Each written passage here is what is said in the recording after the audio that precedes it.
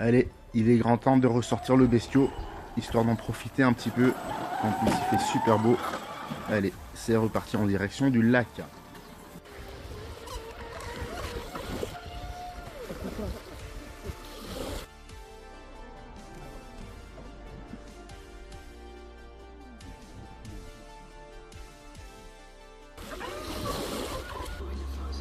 Allez go, RLS69RC, mesdames et messieurs, soyez les bienvenus sur ma chaîne YouTube. Merci pour votre présence. Petit retour au lac de Joux avec les copains. Là, on a sorti un petit jet jam qu'il fallait réparer parce qu'il y a une série peut-être en particulier qui a un problème au niveau de l'étanchéité à l'arrière où il y a la turbine. C'est-à-dire que lorsque vous mettez les gaz, eh bien l'eau rentre trop dans la coque. Ce qui fait que ça s'inonde et l'électronique crame. Alors voilà, là j'ai décapé tout le silicone, tout le bins qu'ils ont mis d'usine et j'ai mis de la grosse colle chaude qui a bien été remplir les failles, les trous, les coins et les recoins dans le bateau. Et donc il n'y a plus d'eau qui rentre en principe. Enfin dans celui-ci, il y en a un tout petit peu qui rentre encore. Mais au moins il avance. Parce que j'en ai un orange où l'eau rentre moins. Respectivement, j'ai mieux réussi mon travail. Mais le moteur d'un coup est tombé en panne. Donc on vide. Doucement, doucement, doucement, doucement. Voilà. Je reviens tout doucement. Tout doucement. Voilà. Alors apparemment, il a le retournement automatique. Ah bah voilà, c'est ça. Excellent. Un petit coup de gaz et il repart. C'est parti. Bon, il prend passablement d'eau, mesdames et messieurs. Parce que je l'ai finalement pas très bien réparé, mais il avance quand même pas mal malgré le poids que je lui ai rajouté. Là, il va mieux, mais... Bon, ma foi, faut que tu le vides régulièrement. C'est-à-dire, tu vides pas que d'une batterie à l'autre, tu es obligé de vider. Tu mets la clé plus en avant, non? Ouais, peut-être, ouais. On peut aussi. Reviens en arrière un coup, s'il te plaît.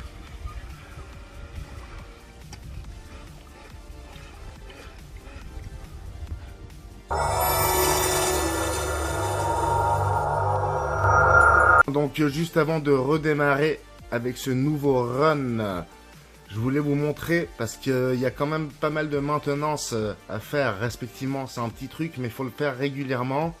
Surtout lorsque vous décidez de mettre le bateau de côté durant un certain temps. D'autant plus si vous venez de sortir de l'eau. Avant de mettre le bateau de côté, vous allez bien sécher le tout. Hein. Toute la coque doit être sèche. Vous retournez le bateau durant quelques heures et ce qui reste de flotte, vous essayez de l'éponger d'une façon ou d'une autre. Moi, je prends du sopalin, je fais des petites boules et je vais aller les coincer dans les différents recoins où il y aurait de la flotte. En ce qui concerne la graisse, vous allez dévisser ces deux écrous l'un de l'autre. C'est un système de serrage pour fixer le shaft. Que voici. J'aurais dû attendre pour vous montrer comment je sors, mais bon, à part le tirer, il n'y a rien à faire. Hein. Donc il sort par ici, ok? Alors, typiquement, ici, c'est un endroit que vous allez devoir graisser. Un peu de graisse ici à la sortie du tube dans lequel tourne ce shaft, ok? En théorie, vous devriez mettre un petit peu de graisse à l'entrée du moteur ici. Hein, parce que c'est la continuité du shaft ici, hein. C'est ça qui va activer cet arbre à cam pour faire tourner l'hélice. On parle évidemment du moteur. Là devant, au niveau du moteur, au centre, vous mettez un petit peu de graisse également, mais juste un tout petit peu, hein, parce que franchement, c'est pas la peine d'inonder. Et partout là où ça tourne, partout où il y a du mouvement rotatif comme ça, on met un peu de graisse, n'est-ce pas? J'oublie sûrement quelques endroits, mais voilà, grosso modo, c'est ça. Je sais pas si on voit bien. À ce niveau-là, à la sortie donc de ce tube dans lequel il y a justement l'arbre à cam, eh bien, il y a un petit caoutchouc. C'est une espèce de bague d'étanchéité que vous retrouvez ici de l'autre côté. Une espèce de double bague qui a été enfilée ici à l'usine. Moi, je vais mettre un petit boudin de colle chaude, comme je l'ai fait à ce niveau. Allez, on switch de l'autre côté, juste pour vous montrer. J'ai fait pareil ici, c'est moche, j'en ai mis partout. Bon, c'est pire à l'écran qu'en réalité, au moins c'est efficace. J'ai fait ça juste après avoir monté ce bras en alu. Comme j'ai pas mal de flotte qui est entrée la première fois, eh bien, je me suis méfié. Bien, nous sommes sur le point de démonter ça, parce qu'on va le remplacer par la pièce tuning proposé par Traxxas que l'on vous recommande de monter si vous passez sur une hélice en alu. J'ai pas compris vraiment pourquoi. Apparemment, il y a un tel souffle, respectivement une telle poussée avec cette hélice en alu qu'il vaut mieux remplacer ce bras. Selon moi, c'est plutôt du blabla. Il n'y a vraiment que le bras que l'on change. Rien d'autre. Bref, on y va comme ça. On a acheté deux en Suisse, relativement cher pour ce que c'est, mais apparemment, c'est vraiment de la bonne cam. Bien entendu, qu'on s'attendrait tous pour le prix de ce bateau qui vaut environ 550 balles en Suisse, à ce qu'une telle hélice soit déjà installée d'usine. Or, ce n'est pas le cas. 1,65 par 1,4, assez robuste, c'est dangereux. Faites gaffe, déjà celle en plastique est très tranchante. Donc celle-ci, laisse tomber, c'est la guillotine directe. Si on est tout le temps à fond sur les gaz, surtout lors des premières runs, eh bien l'hélice en plastique, elle, commence à se faire bouffer là sur la tranche. Je crois que je vous avais montré. C'est comme si j'avais percuté des cailloux. D'ailleurs, j'en ai percuté, mais bon, c'est pas que ça, hein, n'est-ce pas? C'est vraiment apparemment la rotation à pleine balle en permanence qui fait qu'à un moment donné, ça use les bords ici. Donc ça, c'est quelque chose qui n'arrivera pas avec cette hélice. Apparemment, on verra ça. Petite précision, j'ai eu du mal à les dévisser, ces deux vis. C'en est deux qui se trouvent ici à droite du bras. Je m'attendais bien à avoir du frein filet au bout. Lorsque vous avez ça, pensez à en remettre un petit peu lorsque vous revissez l'élément. Une fois les deux vis enlevées, vous allez devoir tirer un petit peu dessus parce qu'ils ont mis une petite mousse avec une double face collante. Ça contribue sûrement un petit peu à l'étanchéité aussi, et surtout ça garde la pièce bien en place. Donc on va nettoyer ça et monter la pièce en alu. Juste un petit truc en plus avant de continuer. Eh bien vous savez que vous avez cette fameuse clé pour dévisser le hatch, mais ils vous fournissent également des petits verrous comme ça. Vous avez juste la petite vis là à dévisser, hein, et du coup au lieu d'utiliser la grosse clé que vous oubliez toujours, que vous risquez de perdre, eh bien on réinstalle les machins à l'ancienne. Et franchement c'est beaucoup plus simple, hein, c'est très simple à installer. Et après voilà, il n'y a plus qu'à tourner d'un quart de tour. C'est pas beaucoup plus moche comme système d'ouverture, ça va très bien, c'est efficace, et du coup je m'emmerde moins. Ce bras en aluminium est maintenant monté. Voilà comment il se fixe en lieu et place de celui d'origine. Donc c'est vachement plus léger au niveau visuel. Et donc voilà ce qu'on vous suggère de mettre si vous montez l'hélice en alu. Ben, vous voyez, je viens de découvrir, il y a cette espèce de gaine sur la partie métallique. Je l'enlève. Hop, et vous voyez comme c'est dégueulasse à l'intérieur. Donc ça, on nettoie avec un produit quelconque qui décape. Et on passe un coup également dans le tuyau là. Et voici ce que j'en extrais comme cochonnerie. Bon, il y a un peu de graisse de l'entretien précédent, mais ça sort du lac. Et même s'il est propre, il y a des résidus dans un lac. Un petit coup de graisse ici. Un petit coup de graisse à l'intérieur où je vous ai montré. Cette graisse, elle est rouge. Et donc c'est un tube qu'on vous fournit avec, hein, c'est de la graisse marine. Je vais l'enfoncer et l'étaler un petit peu quoi, et l'excédent évidemment, je pourrais l'enlever facilement. Voilà. Voilà. Et je retire un petit peu, je fais des allers-retours et j'enlève l'excédent. On appliquera ici de la mousse double face Tesa. Il y a une légère épaisseur. Ceci afin de s'assurer que les éléments restent bien en place, car malgré les vis qui tiennent bien, il y a quand même pas mal de vibrations. Bien, nous sommes arrivés au bout de cet entretien. C'est en le faisant qu'on se rend compte que c'est quand même important. Surtout qu'il y a quand même pas mal de parties à graisser. Et donc la dernière partie, c'est cette section-là. Vous en étalez dans tout le tube ici, voilà.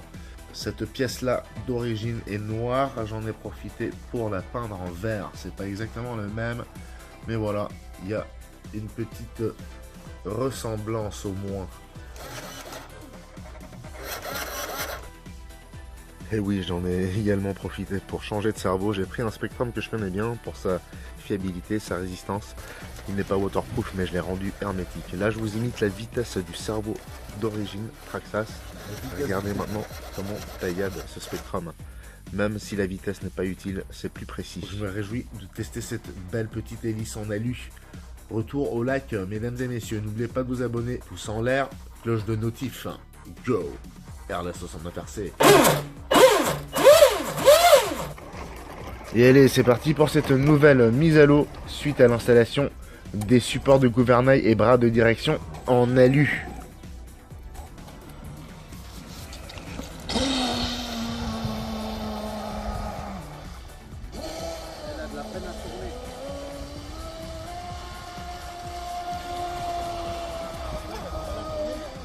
Ouais, il tourne mieux à droite que...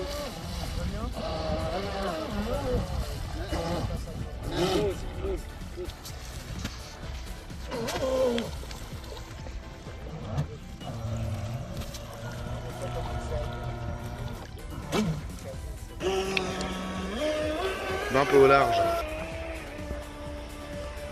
Bon là, on a monté l'hélice en alu. Le gouvernail en alu qui va bien avec. Véritable bombe. Bah au large. Ça change hein.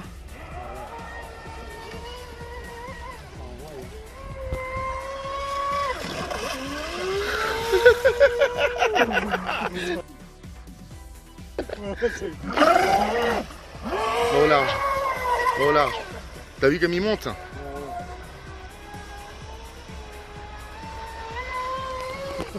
T'as vu cette folie un peu?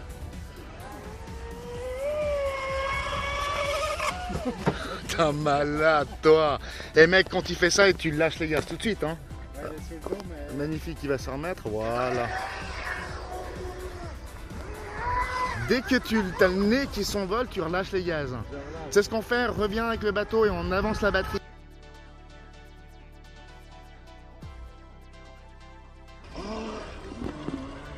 Bon allez, ça a l'air de bien fonctionner, on va sortir. Enfin.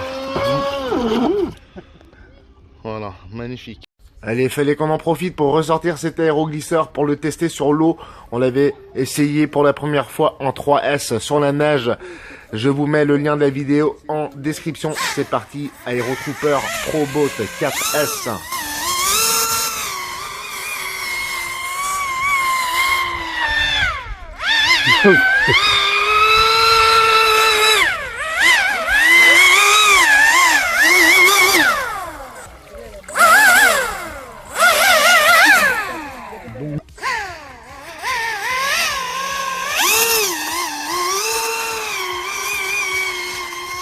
J'ignore comment on peut tolérer un tel vacarme.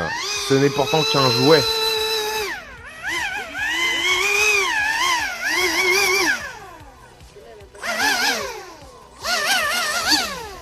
Bon, j'ai pas trop la conscience tranquille parce que ça fait un boucan. Et en plus, c'est pas très efficace. Là, je suis en 4S.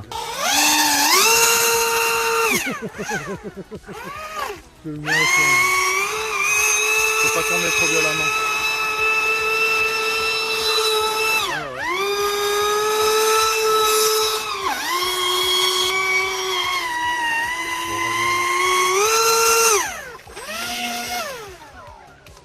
Les gens ils se marrent.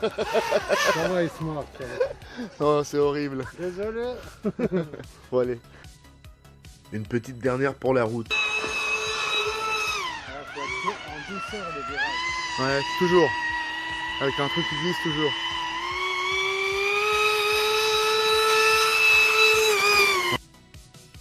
C'est dur à tenir.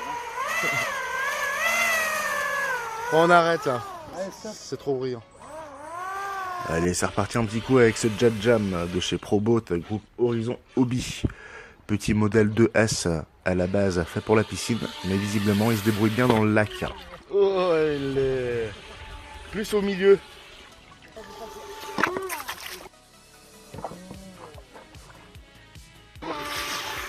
Ça va faire des bons.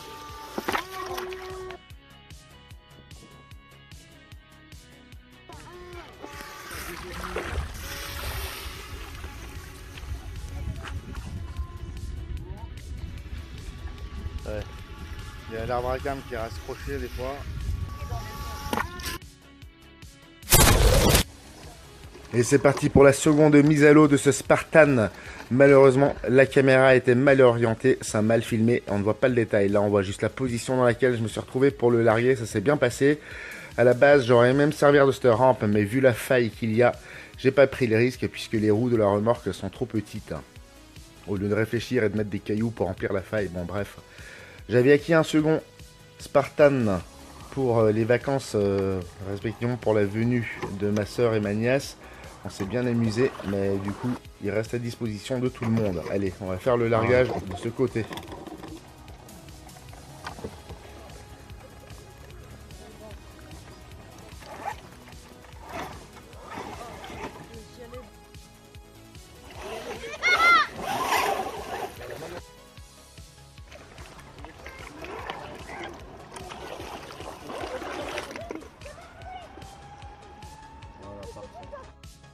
Bon allez, on a un peu de temps, on va en profiter pour faire un run en duo. On tourne. Allez, coup de bourre, 3, 2, 1, go. Oh putain, je vois plus le mien, mais... Ah, c'est toi là.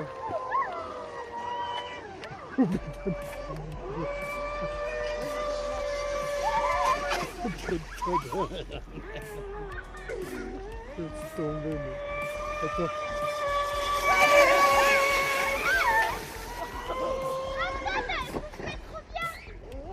Je fais de la catastrophe. Désolé, faut la mettre. C'est où toi?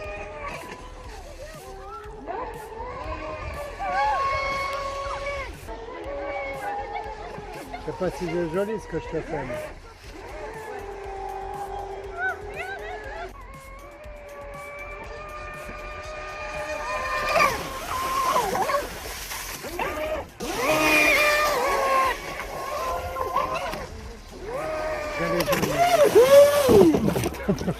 Vas-y, tranquille.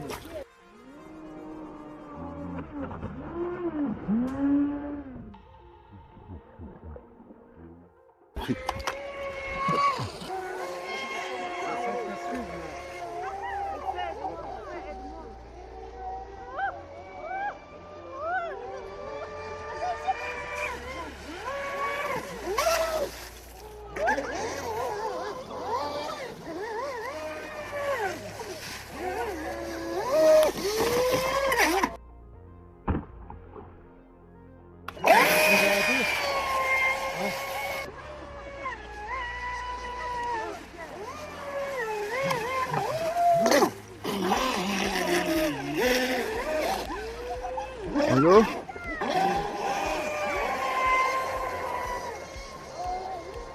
C'est dur à suivre, hein. Je vois plus lui en fait.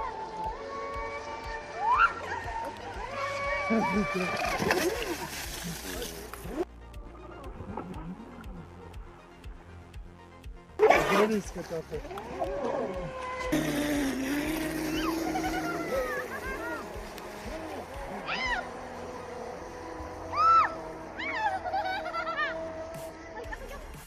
Je dois dire l'autre, c'est pas le meilleur pour faire des vidéos. Mais ça va. Ça te prend bien, l'autre. Voilà, c'est très très bien ça.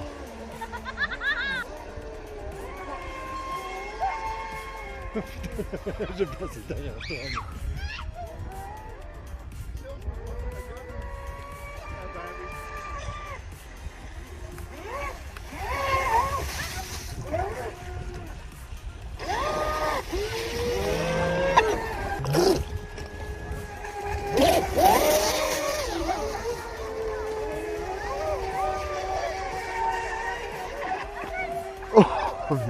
Ah, il veut plus.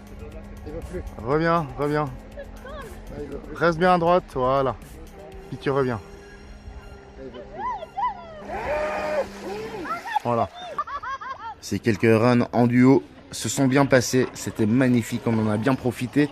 Il est temps de recharger le bateau sur sa remorque. On retourne à la base. Il n'y a rien dessus. Merci pour le visionnage, restez bien accrochés, n'oubliez pas de vous abonner, surtout pouce en l'air et cloche des notifs. À bientôt. Merci la 69 RC.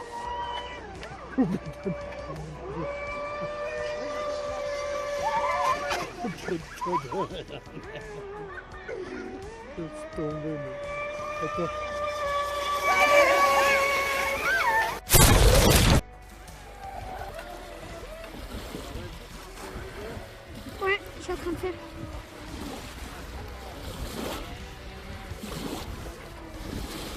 Pour clore cette vidéo, mesdames et messieurs, je vous montre ici un petit extrait d'une sortie qui remonte à quelques semaines plus tôt. Les conditions météo sont sensiblement les mêmes, c'est juste que là, il y a du vent en plus et nous sommes au lac Léman. Le lac Léman est beaucoup plus grand et plus agité que le lac de Joux. Et je peux vous dire qu'avec des vagues, le run est radicalement différent pour ce pauvre Spartan. Heureusement que le système de retournement automatique self-riding made in Texas est efficace parce que là, je peux vous dire que c'était plutôt nécessaire. Donc voilà pour le plaisir de vos yeux, le petit comparo entre un lac calme et un lac agité. Je peux vous dire qu'à la longue, c'est un peu lassant. Moi, pour découvrir des performances de mon bateau, je peux vous dire que j'ai pas hésité à aller au lac de Joux qui est beaucoup plus calme. Donc, le lac Léman se situe à 372 mètres, 372 mètres d'altitude et est le lac alpin le plus grand d'Europe. Le lac de Joux, lui, est à 1004 mètres d'altitude. Merci pour le visionnage, abonnez-vous, pouce en l'air, cloche des notifs. À bientôt, RLS 69 RC.